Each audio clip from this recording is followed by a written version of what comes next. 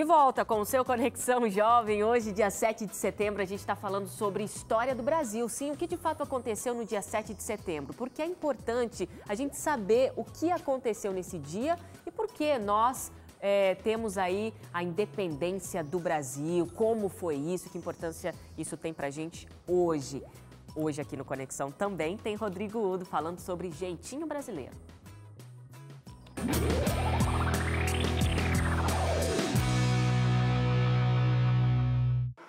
Bem, amigos do Conexão Jovem, estamos aí mais uma vez para falar com vocês sobre temas que envolvem a nossa sociedade e hoje a gente vai conversar sobre o jeitinho. E quem é que já não tentou dar um jeitinho? Passar alguém na fila do banco? Esses dias encontrei um pilantra que tentou me cortar na fila do banco. E mesmo chamando a atenção do camarada, ele continuou cortando a fila do banco, cortou mais um monte de gente e depois foi embora. Tem um monte de gente que acha que pode, passar os outros para trás. O que é o jeitinho? É uma estratégia, que muita gente acredita ser tipicamente brasileira de furar regras, Por exemplo, o banco fechou e aí você tenta passar uma conversa no guarda para tentar deixar você entrar. Ou você perdeu o dia da prova e você conversa com o professor. Ah, veja bem, professor, dá um jeitinho. Na escola, na faculdade, a gente encontra muita gente fazendo isso, Ah, professor, veja bem, minha nota não foi tão boa, dá para você dar um jeitinho, dá um trabalho, professor, para tentar dar uma arrumada na minha situação que não anda muito boa. Jeitinho é uma estratégia que nós utilizamos para romper regras. E rompimento de regra é rompimento de lei e, portanto, é corrupção. Não tem outra palavra para usar. E como nós brasileiros temos no nosso DNA um pouco disso, a gente acaba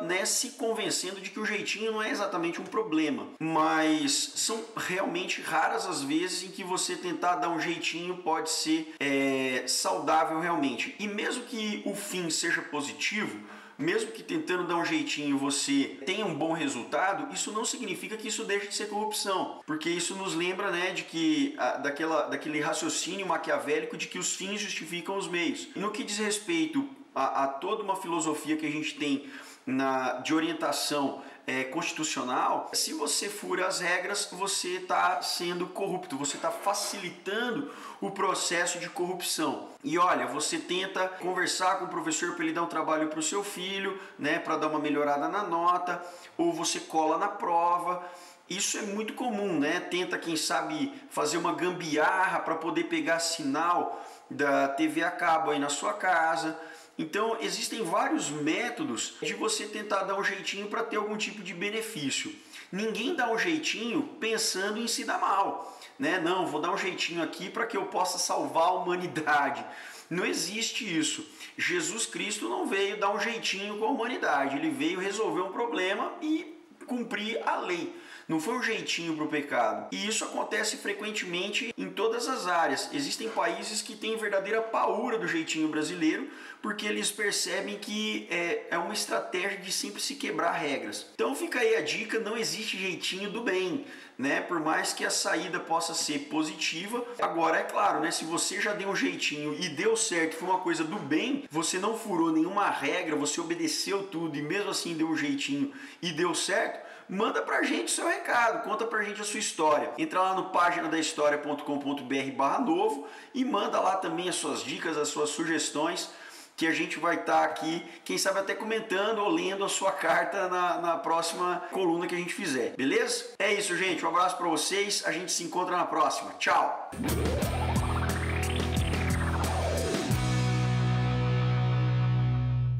Muito bom, Rodrigo Udo. Isso, Chapa. Aprendi, excelente. Não é mais o Rodrigo.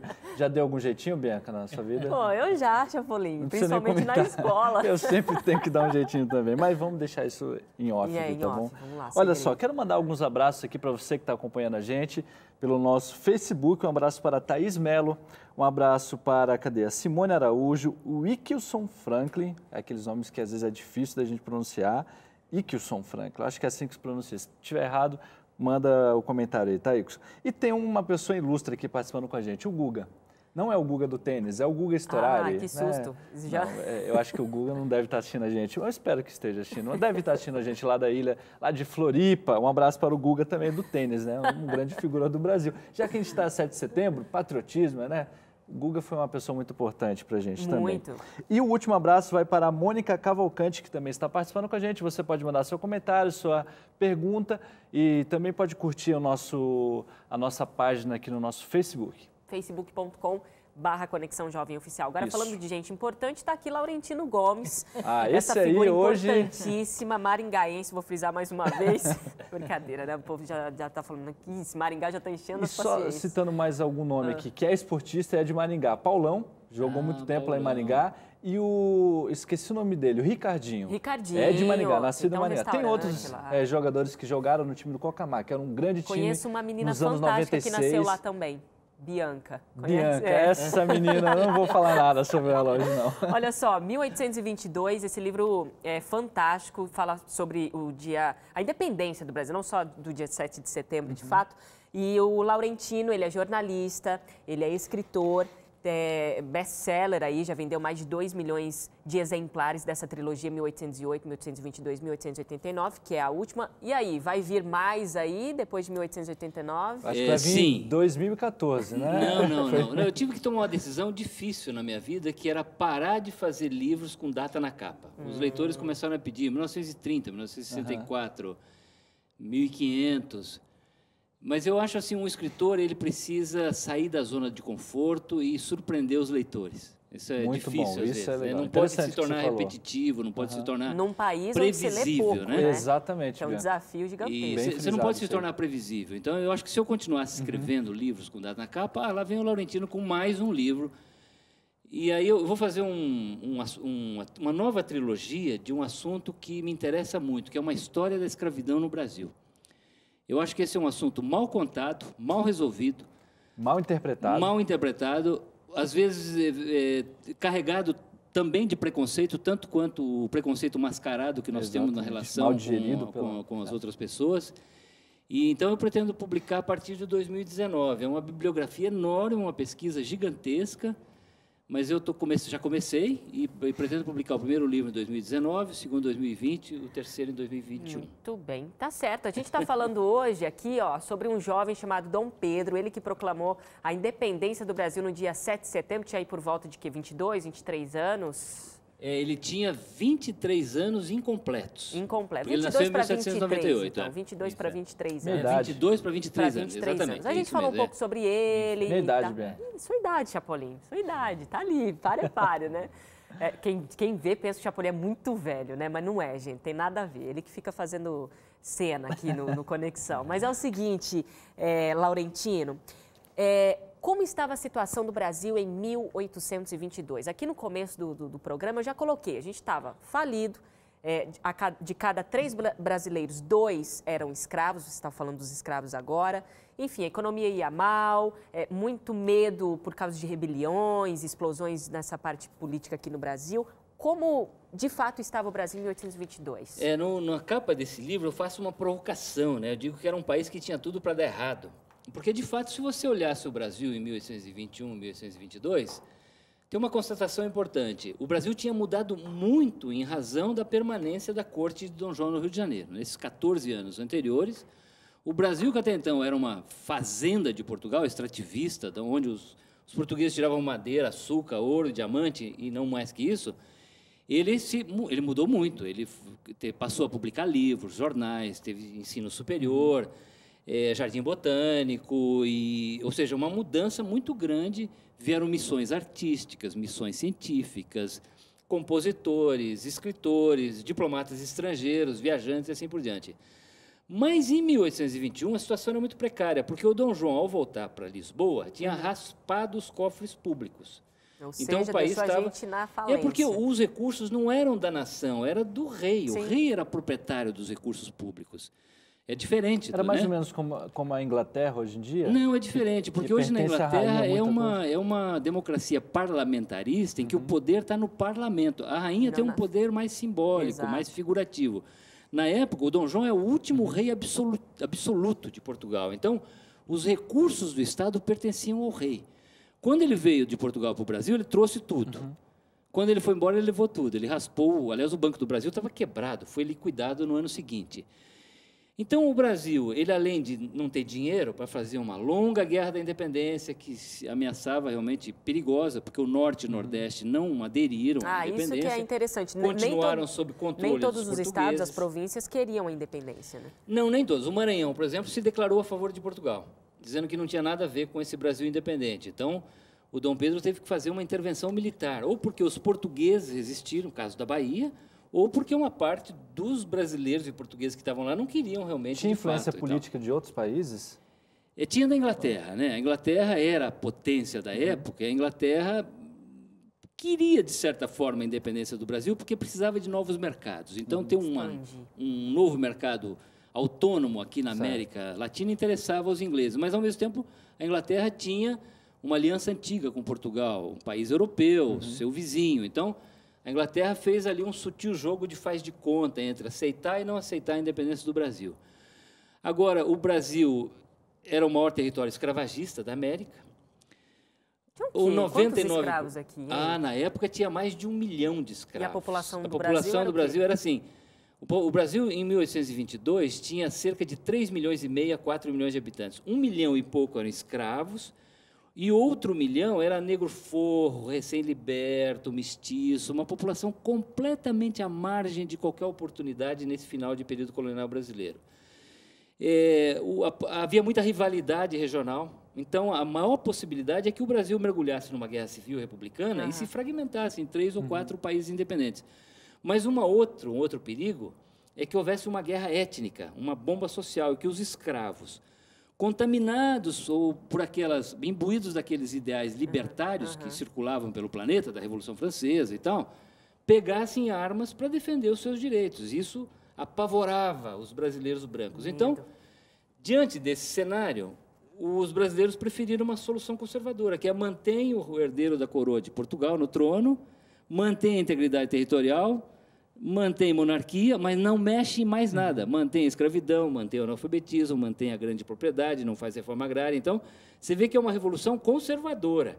O Brasil rompe os vínculos com Portugal, mas mantém inalterada a estrutura social e econômica. Ô, Laurentino, agora, a gente falando sobre essa independência, a gente ouve muito o nome de Dom Pedro, né? Que foi a grande figura ali que estava ali na frente. Mais pessoas contribuíram para esse processo, né? Quem foram essas pessoas importantes, tanto quanto Dom Pedro? Eu acho que o personagem mais importante, talvez até mais importante que o Dom Pedro, é o José Bonifácio de Andrade Silva. Porque esse é realmente o José Bonifácio tinha morado 38 anos na Europa, antes da independência. Então, ele já se julgava velho, cansado, vivia pedindo para o rei para voltar, porque ele queria morrer em paz ao lado dos seus parentes, dos seus familiares em Santos.